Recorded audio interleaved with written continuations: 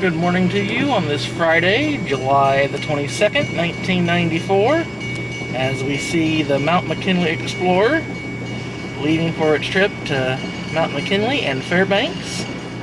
This is a daily trip for this passenger train.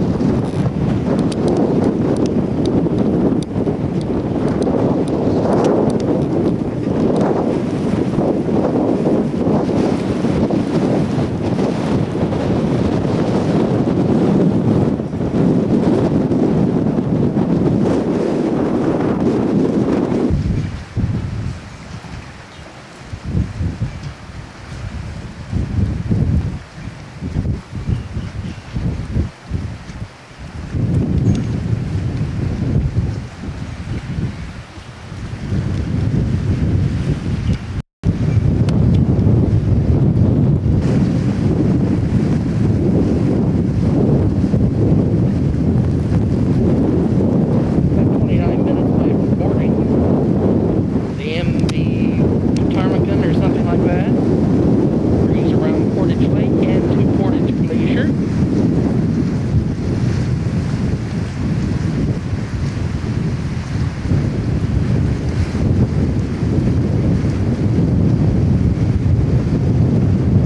And we can see the 10:30 departure coming back.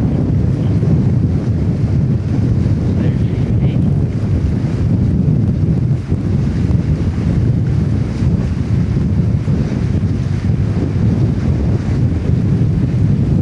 Misting rain as always, of course.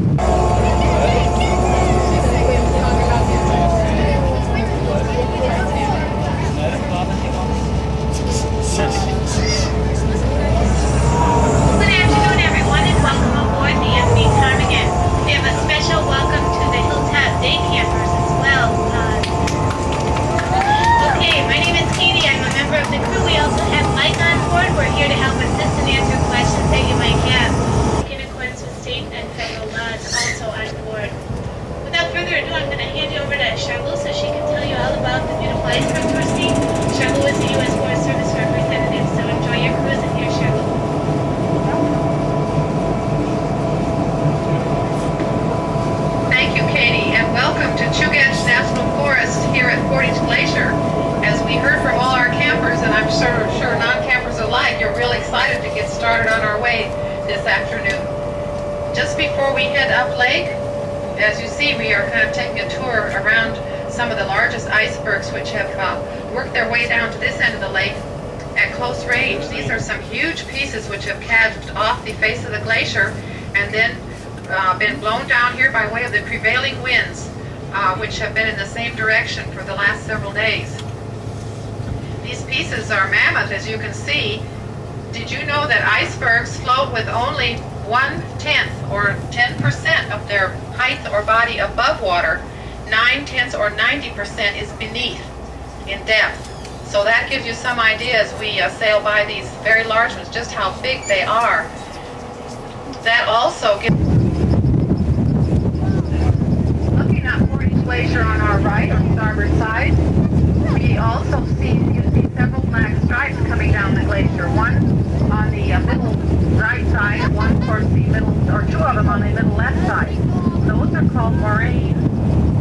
Another French word which means the pile of debris or rocks. Those are actually rock bands riding on the surface of the glacier. The rocks arrived on the edges of the glacier, higher up in the mountains, and then when two or more glaciers meet, the bands join from their edges and come down near the middle of the next glacier. Explain this principle further if you don't quite understand how these moraines got out glaciers from the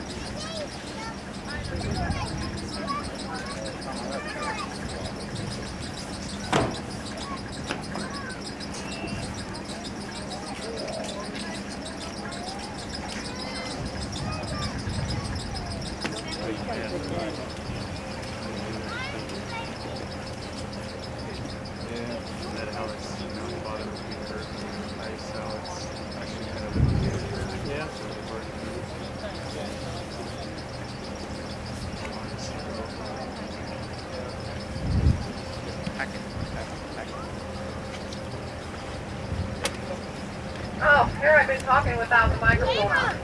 The face of the glacier that we see above the water line, directly in front of us, off to our left side here, is not the total face of Portage Glacier. More of the face goes down vertically into the water to a depth of around 500 or 600 feet. So you're not seeing all the face above water. There's even pockets of water been measured about 700 feet deep. Layers have hot molten mass, geological historians. And once they included, when they were hot and molten, they took their way up between the softer sedimentary layers. And these quartz veins also carried other mineral systems such as gold from the center of the earth.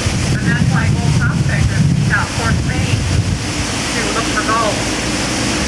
Again, you see more of these bands and the striations off to our right, up on the rock slope. You see the light tan speckled area on the rock is actually lichen, a plant which first colonizes bare rock after glacial or glacial ice. It colonizes it anywhere from 25 to 75 years after glaciation has passed along this area. To our boulders, we call it avalanche chute or avalanche fan. In the winter, snow follows the same route from way up high in the skyline. Well, we just left the Portage Glacier, and now we're heading down south toward Seward and Alaska's Kenai Peninsula.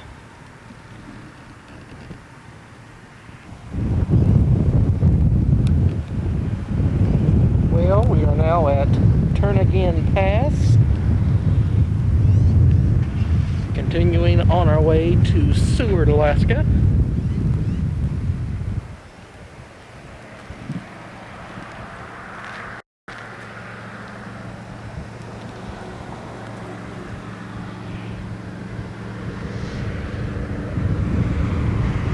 By the way, what we're driving here in Anchorage, it's light blue town car, Mavis Rent-A-Car.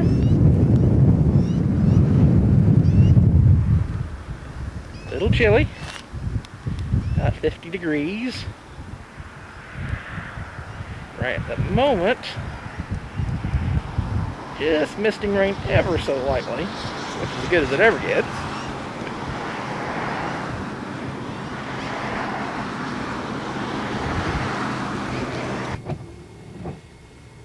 Well, even Alaska has road construction. We're about 50 miles from Seward, and apparently we have a one-lane road up ahead for some construction, and we have been delayed momentarily.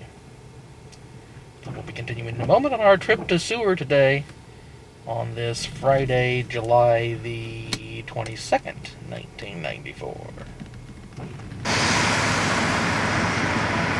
And we have now made it to Seward, Alaska. And it's raining pretty good now.